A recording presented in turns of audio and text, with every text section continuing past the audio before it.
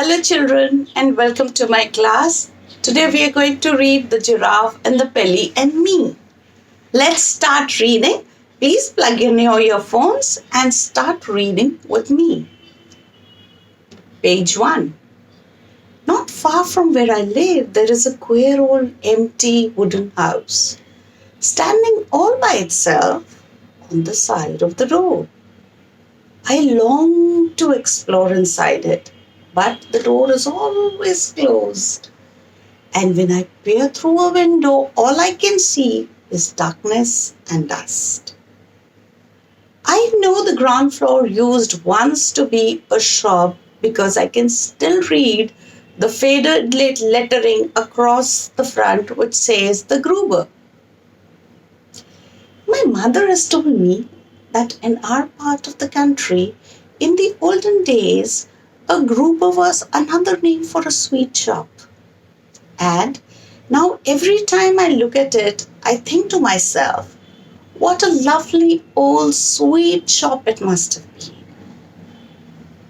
On the shop window itself, somebody has painted in white the words for sale. One morning, I noticed that for sale has been scraped off the shop window, and in its place, somebody had painted sold. I stood there, staring at the new writing and wishing like mad that it had been me who had bought it because I've always longed and longed to own a sweet shop. The sweet shop of my dreams would be loaded from top to bottom with sherbet suckers, caramel fudge, and Russian toffee, and sugar snorters, and buttergum balls, and thousands of other glorious things like that. Oh boy, what I could have done with that old Gruber shop if it had been mine. On the next visit to the Gruber, I was standing across the road gazing at the wonderful old building when suddenly an enormous bathtub came sailing out through one of the second windows and crashed right onto the middle of the road.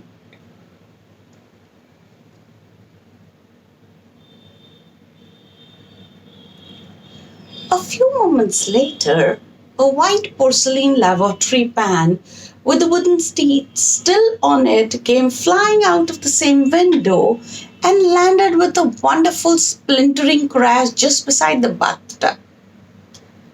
This was followed by a kitchen sink and an empty canary cage and a four-poster bed and two hot water bottles and a rocking horse and a sewing machine and goodness knows what else besides. It looked as though some madman was ripping out the whole of the inside of the house. Because now pieces of staircase and bits of the banisters and a whole lot of old floorboards came whistling through the window. Then there was a silence. I waited, but not another sound came from within the building. I crossed the road and stood right under the window and called out, "Is anybody at home?"